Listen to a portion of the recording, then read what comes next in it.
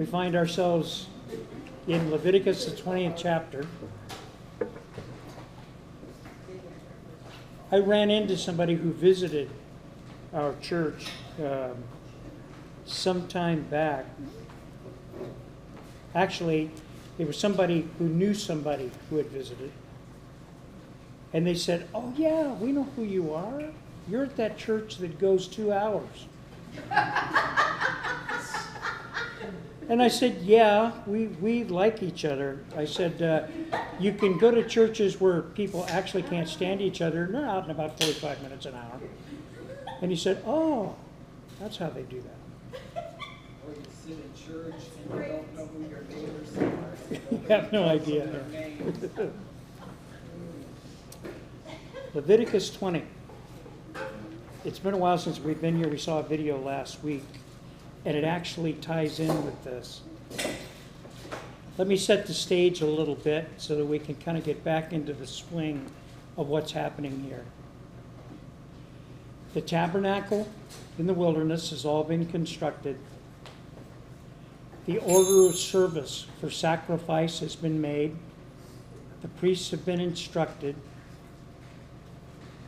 And now God is in the midst of giving direction first to the people concerning holiness. But it's for a very specific reason.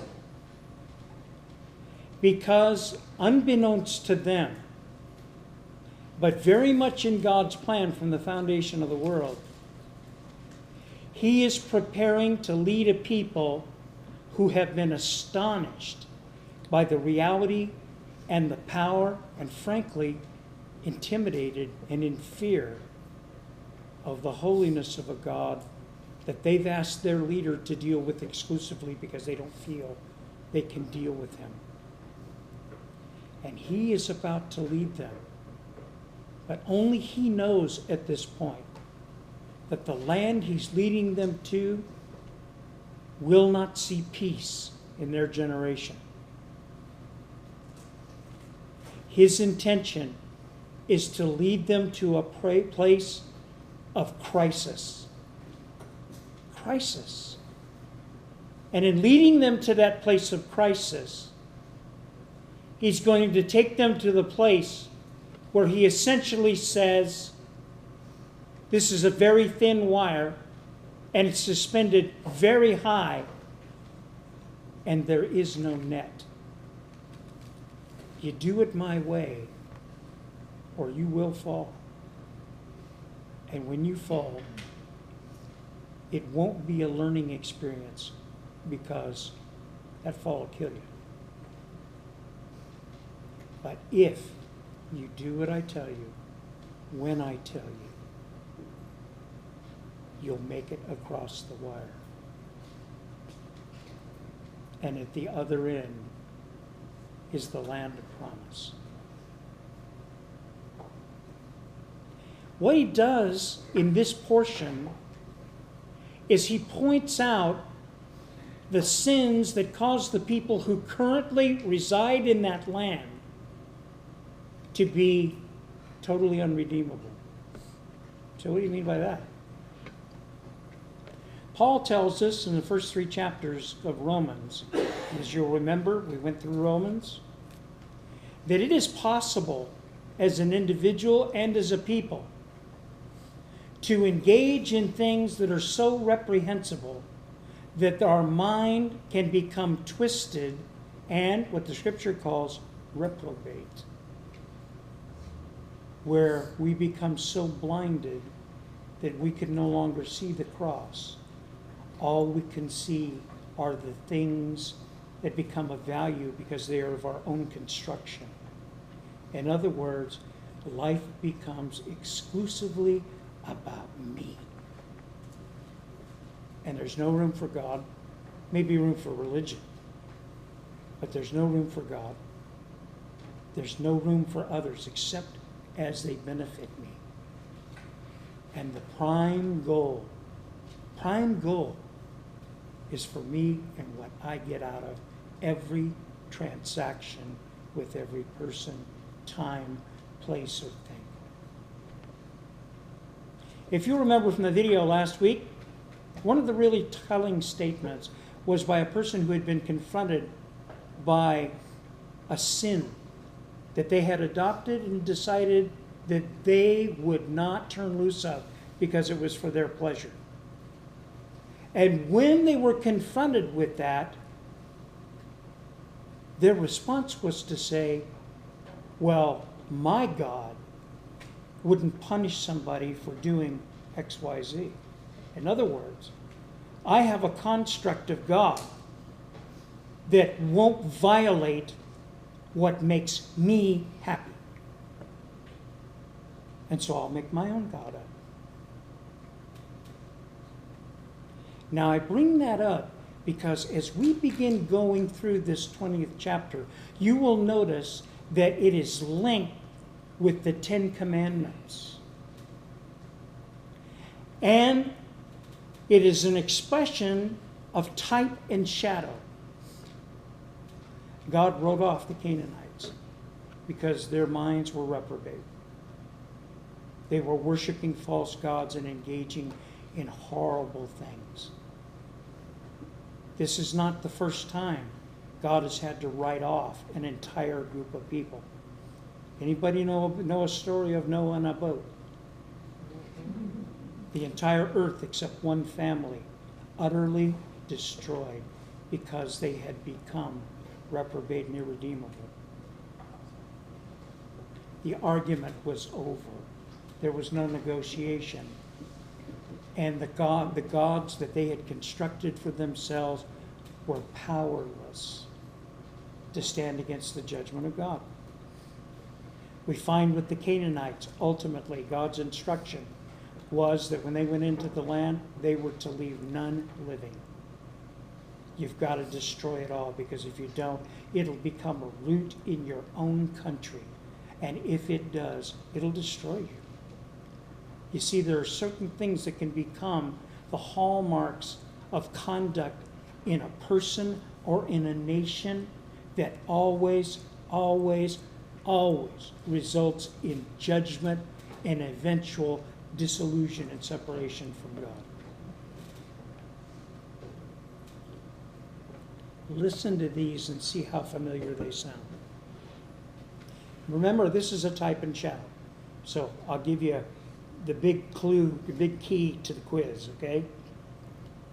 Does God today wish people who are guilty of certain sins to be executed? Capital punishment is something that is in the Bible, but it's by the orderly action of government. And you'll hear people say, I can't worship a God who would kill somebody just because, thus and so. Remember, this is a type and shadow in the Old Testament. As we read this for the New Testament, the analogy is clear. Sin always requires judgment. Judgment always requires a death. Now, for Christians, that death has already been paid. But death was required. And for those who do not choose Jesus Christ, there will be judgment. And there will be eternal separation from God and spiritual death. Type and shadow. Now let's begin to read. Then the Lord spoke to Moses, saying, notice, he's speaking to the lawgiver. This is a rule of law. We are no longer under law because the penalty has been paid. He is speaking to the lawgiver, to those who have been Egyptians for over 400 years, who only understand living for yourself and the worship of false gods. Again, you shall say to the children of Israel, whoever of the children of Israel or of the strangers who dwell in Israel, who gives any of his descendants to Molech, he shall surely be put to death. The people of the land shall stone him with stones. Notice, he says, the people of the land shall stone him with stones. It's an act of corporate government. And it's a punishment. And you could say, what's the deal with this Molech? It was just an old idol that they used to worship. And I tell you that is not the entire story. Molech was the god of the Amorites and the Phoenicians. Molech was the construct that they worship to give them increase in their harvests. It was a fertility god. So that meant at various times of the year, in order to be prosperous, in other words, in order for the world to revolve around you, not for you to conform to a god, you would take the most precious thing you had, which was a symbol of your fruitfulness, and you would sacrifice it to this God. You might well say there's only one God, and that's Jehovah, Yahweh. And you would be correct. But Paul tells us that demons accept worship to false gods. They steal it as if the worship were for them. There is a demon that masqueraded as a little g god named Moloch. And the first fruits, the evidence of a family's fruitfulness that he demanded, was a child. And what they would do is they would build a statue with metallic arms over the top of a fire pit. And they would heat it until it was red hot. And they would take one of their children and lay it on the hands. And why? They were willing to violate even natural affections in order to be blessed and at the center of their desire for the world to change in a way that benefited them. Friends, does that sound familiar in a society you know? Let's look at the analogies. To take a child, born or unborn, and on the altar of self-convenience, not wishing to have our world changed, women are going by the millions to abortuaries and sacrificing their child to convenience so that their life might remain in a manner that they choose. Nothing's changed. Molech. Same demons. They receive the glory of their master, Satan. Now, God here says that if any one of the household of Israel is caught doing such a thing, that they're to be stoned. Capital punishment. It's to be a capital crime. Sin, putting ourselves first,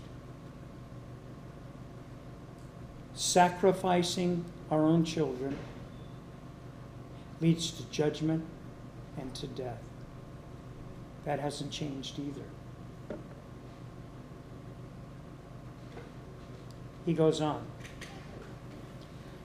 I will set my face against that man. I will cut him off from his people, because he has given some of his descendants to Molech to defile my sanctuary and profane my holy name. And if the people of the land should in any way hide their eyes from the man, when he gives some of his descendants to Molech, and they do not kill him, then I will set my face against that man and against his family, and I will cut him off from his people, and all who prostitute themselves with him to commit harlotry with Molech. You know what that says? There's no such thing as being on the sidelines on this issue. It prescribes judgment for people who are not willing to stand at the appointed time of a divine appointment and to say it is wrong to sacrifice children on the altar of convenience. You know what? He was giving them in this instruction because he knew they were going into a land where this was common practice, and it had brought outrageous judgment. They just didn't see it yet. He told them, you destroy everyone in that land so that no one will learn the ways of Molech. And did Israel obey it? No. We as Christians are accused of hating people who are gay, being unkind to people who live in wrong relationships, of speaking harshly and embarrassing everybody in the room. We know about Molech.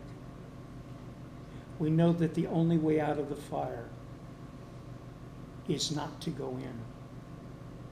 And we know that God speaks the truth. We know that he's a loving God. But we also know, as the scripture says, you can't take fire into your bosom and not get burnt. You can't do it. So friends, if you've been wondering whether or not you should speak up on the issue of abortion, one more. Wondering whether or not you should speak up on the issue of an entire nation of people living exclusively for themselves, with themselves in the center and the world revolving around them. The scripture tells us that's whoredom. And for us not to speak up and say, friend,